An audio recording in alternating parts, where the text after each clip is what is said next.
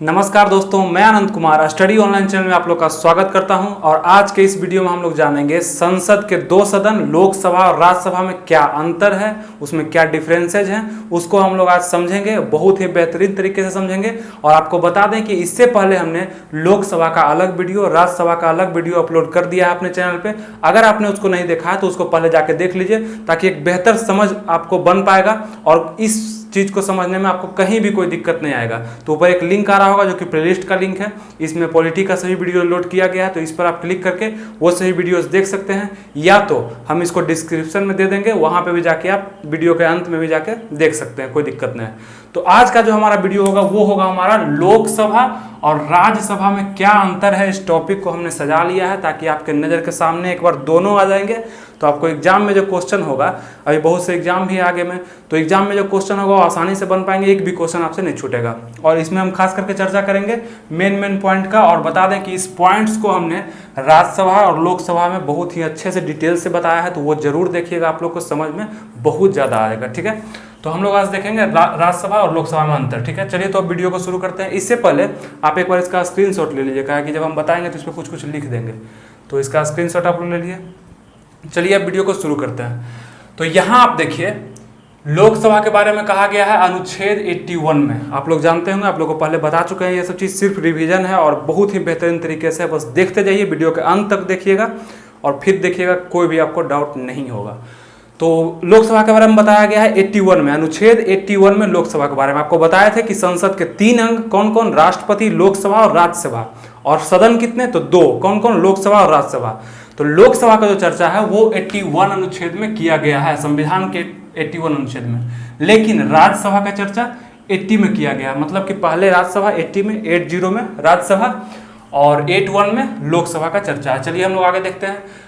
तो अब देखते हैं हम लोग इसका अन्य नाम, लोकसभा का अन्य नाम, अन्य किस किस नाम से इसको पुकारा जाता है। ठीक है, अन्य किस किस नाम से पुकारा जाता है इसको, तो सबसे पहले देखिएगा यहाँ पर निम्न सदन। लोकसभा को हम लोग निम्न सदन के नाम से जानते हैं, या अस्थायी सदन के नाम से जानते हैं, और भी कई नाम से जानते हैं, जैसे जनता का सदन या पहला सदन, इसको और भी कई नाम से जानते हैं। लेकिन ये दोनों याद रखिएगा आप लोग, निम्न सदन और अस्थायी सदन। वहीं पे हम लोग अगर देख लें राज्यसभा का, तो इसको हम लोग उच्च सदन के नाम से जानते हैं, ऊंचा सदन ये राज्यसभा। और इसको हम अस्थाई सदन के नाम से जानते हैं, क्योंकि ये अस्थाई होता है, इसका कभी भी विघटन नहीं किया था, जिसको हम आगे देखते हैं, इसलिए इसको अस्थाई सदन। और इसको हम लोग दूसरा सदन भी कहते हैं, दूसरा सदन। मतलब यहाँ पे इसको देखिए हम लोग, पहला सदन, यहाँ पे दूसरा सदन, अस्थाई सदन, उच्च सदन। ठीक है, चलिए हम लोग समझ गए। अब देखिए यहाँ पे चुनाव का बात कर लेते हैं कि चुनाव, लोकसभा का चुनाव किस प्रक्रिया से होता है और कैसे इसका चुनाव जो है संपन्न होता है। तो यहाँ पे देखिएगा कि इसका चुनाव जो है प्रत्यक्ष रूप से होता है। प्रत्यक्ष रूप कहने का अर्थ है कि जनता, हम लोग, आप लोग डायरेक्ट जाके इसमें वोट करते हैं, इसलिए प्रत्यक्ष रूप से होता है। अपने प्रतिनिधित्व को हम लोग चुनते हैं, खुद वोट करके चुनते हैं और लोकसभा में भेजते हैं। तो उसका चुनाव जो होता है प्रत्यक्ष रूप से होता है। ठीक है, और इसको जनता के द्वारा भेजा जाता है, इसलिए प्रत्यक्ष रूप है। और यहाँ पे अगर देख ले हम राज्यसभा में, तो इसको अप्रत्यक्ष रूप से चुन के भेजा जाता है, जो कि हम लोग के द्वारा नहीं, हम लोग के द्वारा जो विधायक बनाया जाता है अपने राज्य में, विधायक इनका चुनाव करते हैं। विधानसभा के निर्वाचित सदस्य, देखिए लिखा हुआ, विधानसभा के सदस्य, निर्वाचित सदस्य द्वारा इसका चुनाव होता है, इसमें मतदान किया जाता है राज्यसभा के कैंडिडेट में। और इसको हम अप्रत्यक्ष रूप मानते हैं, क्योंकि हम लोग नहीं करते हैं, हम लोग जानते भी नहीं है कैसे होता है। ठीक है, इसलिए इसको अप्रत्यक्ष, और इसको प्रत्यक्ष, क्योंकि हम लोग भेजते हैं। चलिए आगे देखते हैं। इसका कार्यकाल अगर हम लोग बात कर लें, लोकसभा का कार्यकाल कितना होता है, कितने दिन तक ये चलता है। जब एक बार होता है लोकसभा, तो 5 वर्ष के लिए, आप लोग जानते होंगे, सब नॉर्मल बात है, 5 वर्ष के लिए जो है लोकसभा का कार्यकाल होता है। और लेकिन यहाँ पे सबसे इंपॉर्टेंट बात यह है कि 5 वर्ष का कार्यकाल होता है, इसका मतलब ये नहीं कि वो 5 एक बार बन गया तो 5 वर्ष के लिए लिमिटेशन हो गया। उसके पहले भी उसको विघटित किया जा सकता है, मतलब कि भंग किया जा सकता है, लोकसभा को खत्म किया जा सकता है। ठीक है, किसके द्वारा, राष्ट्रपति के द्वारा। किसके कहने पर, प्रधानमंत्री के कहने पर उसको विघटन 5 वर्ष से पूर्व भी किया जा सकता है। इस बात को समझिएगा, 5 वर्ष। और अगर हम राज्यसभा में देख ले वही कार्यकाल कितना होता है, तो यहाँ पे 6 वर्ष। बात यहाँ पे उठता है ये कि राज्यसभा का कार्यकाल कुछ नहीं होता है, राज्यसभा अस्थायी सदन है। कभी भी क्वेश्चन आए राज्यसभा का कार्यकाल क्या होता है, तो राज्यसभा अस्थायी सदन है। उसके सदस्यों का कार्यकाल 6 वर्ष होता है, राज्यसभा के सदस्य का कार्यकाल 6 वर्ष होता है। और इसको कभी भी विघटित नहीं किया जा सकता है, इसीलिए तो इसको हम अस्थाई सदन बोलते हैं। ठीक है, यहाँ समझ रहे होंगे आप लोग अच्छा से। इसको विघटित हो सकता है ये इसलिए अस्थाई, विघटित नहीं हो सकता इसलिए अस्थाई सदन है। ठीक है, चलिए समझ गए।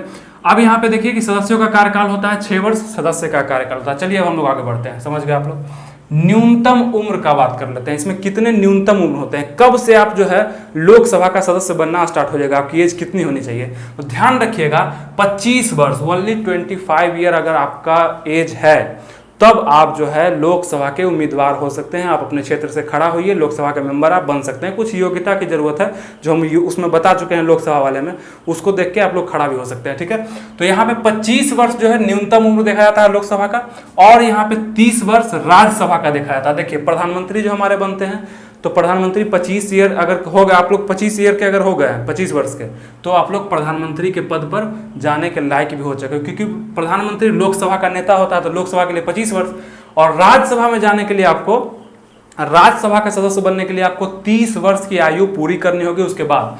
तो यहाँ समझ गए, आयु समझ गए। अब हम लोग आइए सीट से समझते हैं कि सीट कितने कितने बांटे गए हैं, लोकसभा में कितने सीट हैं, मतलब वो जो घर है लोकसभा, पहला सदन और दूसरा सदन, कितने सीट उसमें है, और दूसरे सदन में कितने सीट बांटे गए हैं और किस प्रकार उसका वहाँ पे भरा जाता है। तो आइए देखते हैं सीट की संख्या मैक्सिमम, कितने मैक्सिमम सीट लगाए गए हैं, कितने मैक्सिमम उसमें आदमी रह सकते हैं, कितने सदस्य हो सकते हैं लोकसभा में। तो संविधान में कहा गया है 552 सदस्य हो सकते हैं। वर्तमान को हम लोग देखेंगे अभी कितने हैं, ये संविधान में कहा गया देखिए। और संविधान में ये भी कहा गया कि 550 सदस्य जो होंगे केंद्र तथा राज्य से चुन के आएंगे, और 2 सदस्य का मनोनयन राष्ट्रपति के द्वारा होगा जो एंग्लो इंडियन होगा, जिसका हम आगे देखते हैं। तो 2 सदस्य का एंग्लो इंडियन होगा जो राष्ट्रपति के द्वारा चुन के आएंगे।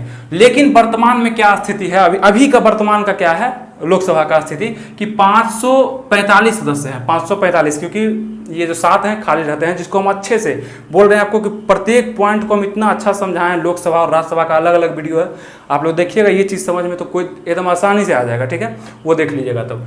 तो यहाँ 545 सदस्य इसमें अभी वर्तमान में है, जिसमें से 543 राज्य से हैं, राज्य तथा केंद्र शासित से, और 2 सदस्य का मनोनयन यहाँ भी हुआ, यहाँ भी होता है। 543 है, यहीं पे कमी आता है। ठीक है, तो यहाँ पे देखते हैं मैक्सिमम, राज्यसभा में मैक्सिमम कहाँ देखे, मैक्सिमम, और वर्तमान हमने लोकसभा का देखा 552 मैक्सिमम लोकसभा में हो सकते हैं, और वर्तमान में 545 ही हैं लोकसभा में। अब हम लोग आते हैं राज्यसभा में, देखते हैं क्या है व्यवस्था यहाँ पे, कि यहाँ जो इसको दूसरा सदन बोलते हैं, अस्थाई सदन बोलते हैं, इसमें 250 सदस्य मैक्सिमम बैठ सकते हैं दूसरे सदन में, मतलब राज्यसभा में 250 सदस्य बैठ सकते हैं। ठीक है, लेकिन ये कहा गया है कि संविधान में कहा गया कि 250 में से 238 सदस्य जो होंगे केंद्र तथा राज्य से चुन करके आएंगे, और 12 सदस्य का हम मनोनयन करेंगे। हम कौन, राष्ट्रपति करेंगे 12 सदस्य का मनोनयन, अपने मन से भेजेंगे उसको। ठीक है, और 238 केंद्र राज्य से। और वर्तमान में इसकी संख्या कितनी है, अभी कितनी संख्या है इसकी, 245 सदस्य ही बैठ पाते हैं वहां पर, किसमें, राज्यसभा में। यहाँ पे 545 बैठते हैं, वहां पे 245 बैठते हैं राज्यसभा में। तो यहाँ पे 245 में से 233 जो है वो आते हैं राज्य से तथा केंद्र शासित प्रदेश से, और 12 का मनोनयन होता है। ठीक है, तो ये चीज आप समझ गए। चलिए हम लोग देख लिए सीट के बारे में क्या व्यवस्था है, दोनों में आराम समझ गए। अब हम लोग देखते हैं मनोनयन, राष्ट्रपति के द्वारा जो मनोनयन किया जाता है वो दोनों में क्या प्रक्रिया है मनोनयन करने की, तो उसको हम लोग समझते हैं। यहाँ पे देखिए कि मनोनयन जो राष्ट्रपति के द्वारा किया जाता है, लोकसभा में 2 एंग्लो इंडियन का मनोनयन, आंग्ल भारतीय हिंदी में बोलते हैं, इसका मनोनयन राष्ट्रपति द्वारा लोकसभा में किया था। कितने, 2, लोकसभा 2। अगर हम राज्यसभा का बात कर ले मनोनयन का, तो यहाँ पे 12 सदस्य का मनोनयन राष्ट्रपति के द्वारा किया जाता है, जो किस क्षेत्र से संबंधित होते हैं, तो या तो कला के हो सकते हैं, या विज्ञान के, या समाज सेवा के, या साहित्य के।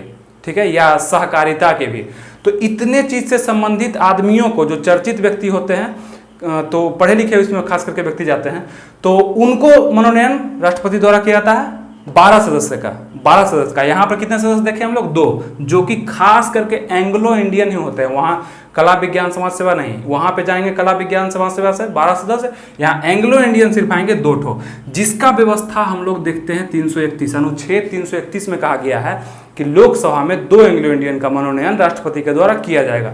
अनुच्छेद 331 मनोनयन 2 पीपुल। ठीक है, एंग्लो इंडियन का, यहाँ समझ गए आप लोग। और इसमें देख लिए कि साहित्य से, कला से, विज्ञान से 12, जिसमें से हम लोग देखेंगे अनुच्छेद 80 का ए, 80 का क भी बोल सकते हैं, 80 का क में यह व्यवस्था है कि 12 व्यक्ति का मनोनयन राष्ट्रपति के द्वारा राज्यसभा में किया जाएगा। देख लिया आप लोग मनोनयन 2 और 12। चलिए अब हम देखते हैं प्रमुख अधिकारी।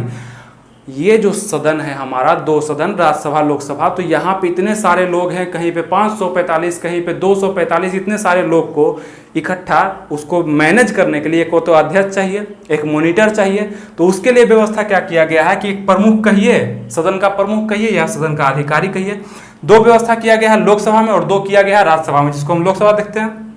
यहाँ पे एक अध्यक्ष होंगे जो सबसे ऊपर होंगे, लोकसभा के मतलब अध्यक्ष होंगे, ठीक है, अध्यक्ष। और उसके बाद लोकसभा में एक उपाध्यक्ष होंगे जो इससे छोटे होते हैं, एक पद छोटे होते हैं। तो उपाध्यक्ष और अध्यक्ष का व्यवस्था किसमें किया गया है? लोकसभा में। ये अध्यक्ष और उपाध्यक्ष किस अनुच्छेद के तहत होंगे? तो अनुच्छेद 93 के अनुच्छेद 93 के अंतर्गत कहा गया है कि लोकसभा राज्यसभा में एक उपाध्यक्ष एक अध्यक्ष होंगे, ठीक है। और हम यहाँ देख लेते हैं अब राज्यसभा में। राज्यसभा में उतने व्यक्ति हैं, कितने? 245। तो उसको संभालने के लिए एक अध्यक्ष का जरूरी होना है। तो यहाँ पे अध्यक्ष को हम लोग, बस यही अंतर है कि यहाँ पे अध्यक्ष को हम लोग सभापति बोलते हैं, यहाँ पे अध्यक्ष को हम लोग अध्यक्ष बोलते हैं। कंफ्यूज मत करिएगा, सभापति कोई अलग व्यक्ति नहीं होता है, वही सदन का प्रमुख होता है।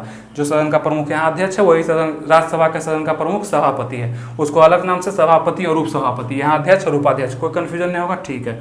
तो प्रमुख यहाँ पर देख लेंगे हम राज्यसभा, जो कि हमारे उपराष्ट्रपति होते हैं। वर्तमान में जो भी उपराष्ट्रपति होंगे वही राज्यसभा के अस्थायी या कह सकते हैं पदेन सभापति होंगे, ठीक है। वर्तमान समय के उपराष्ट्रपति ही राज्यसभा के पदेन अध्यक्ष होते हैं, पदेन सभापति होते हैं, ठीक है। इस चीज को याद रखिएगा, जो भी उपराष्ट्रपति हैं। अभी वेंकैया नायडू हैं, तो अभी 2020 में वेंकैया नायडू हैं, तो वही होंगे अभी सभापति राज्यसभा के। और यहाँ पे उपसभापति देख ले, तो ये उसका सदस्य होता है, जबकि ये उसका सदस्य नहीं होता है। आपको बताया है, बहुत अच्छे से बताया है।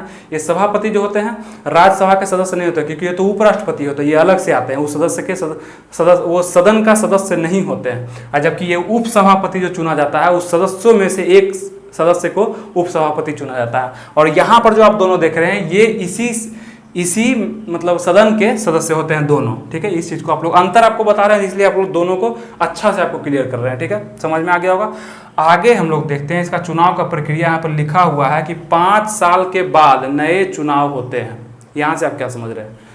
किसी भी लोकसभा के बाद, लोकसभा कार्यकाल अगर 5 साल हो जाता है तो उसके बाद नए चुनाव होते हैं। नया लोकसभा होता है, वो भंग हो जाता है, खत्म हो जाता है, और नया चुनाव होता है नया स्तर से, उस पर फिर नए नए लोग जाते हैं, या अगर वही उसी का सरकार रह गया तो फिर वही लोग चुने जाते हैं, तो अलग बात है। तो यहाँ 5 साल के बाद हम लोग देखते हैं कि एक नया चुनाव होता है। देश में बवाल भी हो जाता है, आप लोग देखते होंगे देश में कितना ज़्यादा बवाल हो जाता है जब इसका चुनाव होता है लोकसभा का। तो लेकिन राज्यसभा का चुनाव कब होता है पता भी चलता है आप लोग को? अगर पता चले तो हमको कमेंट में जरूर बताइएगा। पता चलता है इसका चुनाव बहुत ज़्यादा हल्ला होता है हमेशा टीवी पर, इतने चुनाव, लेकिन उसका चुनाव जो होता है राज्यसभा का तो पता भी नहीं चलता है। तो ये अंतर है कि 5 साल के बाद चुनाव होते हैं। और यहाँ पे देखेंगे हम लोग प्रत्येक 2 वर्ष पर 1/3 सदस्य अवकाश ग्रहण करते हैं। इसका मतलब है कि 1/3 सदस्य, किसका 1/3? ये 245 का, वर्तमान में 245 है, इसका 1/3 मतलब इसका तीसरा भाग सदस्य सेवानिवृत्त हो जाते हैं, रिटायर हो जाते हैं, और उसके जगह कोई नया आ जाते हैं। तीसरा भाग, इसका तीसरा भाग निकालिएगा तो वो हट जाते हैं और नए आते हैं। पता नहीं चलता है कब आते हैं, लेकिन आते हैं। लेकिन इसमें क्या होता है कि पूरा लोकसभा खत्म, फिर से चुनाव, जो जीतेगा, आधा से ज़्यादा जो वोट लाएगा, 1 वोट भी ज़्यादा लाएगा वो जीत जाएगा, आधा से ज़्यादा, और उसका सरकार बन जाएगा लोकसभा में। तो ये अंतर दोनों में है, देख लिए। 1/3 सदस्य याद रखिएगा प्रत्येक 2 वर्ष में निष्कासित होते हैं, मतलब अवकाश ग्रहण करते हैं।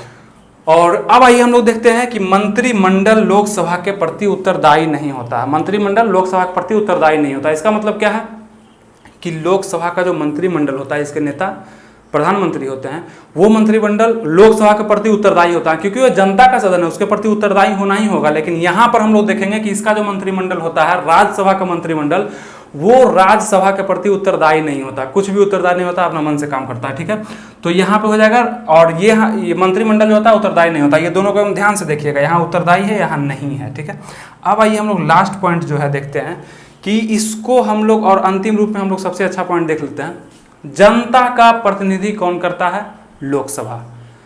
यहाँ से समझिएगा कि ये जनता का प्रतिनिधि कर, लोकसभा खास करके हम लोग जनता का, पीपुल का प्रतिनिधित्व करता है, लेकिन राज्यसभा क्या करता है? ये राज्यों का प्रतिनिधित्व करता है। ये दोनों में सबसे खास अंतर है, ये ध्यान रखिएगा, तो आप लोग अच्छा समझिएगा। राज्य का प्रतिनिधि अगर कहेगा तो राज्यसभा, कितना इजी है, राज्य का प्रतिनिधि राज्यसभा, और लोग का प्रतिनिधि लोकसभा, कोई दिक्कत नहीं है। तो ये महत्वपूर्ण बातें जो थी आपको बतानी थी लोकसभा राज्यसभा पढ़ाने के बाद, हम सोचे कि उसका 2 अंतर आपको बता दें, ताकि कोई भी एग्जाम में जाने के बाद ये चीज़ दिमाग में अट जाता है कि अच्छा ऐसे ऐसे लिखा हुआ था, तो याद आ जाता है। ठीक है, तो यहाँ तक था हमारा वीडियो, और इस वीडियो को यहीं तक रखते हैं और फिर मिलेंगे आपसे अगले वीडियो में। तो अगर ये वीडियो आप लोग को अच्छा लगा हो तो एक लाइक जरूर लगा दीजिएगा और जुड़ जाइए हमारे चैनल से, ताकि अगला जो हमारा वीडियो आएगा किसी भी टॉपिक पे तो वो जल्दी से आपको मिल सकेगा और काफ़ी बेहतरीन टॉपिक होगा वो जो भी अगला आएगा। तो चलिए अब मिलते हैं आपसे अगले वीडियो में, तब तक के लिए थैंक यू, जय हिंद।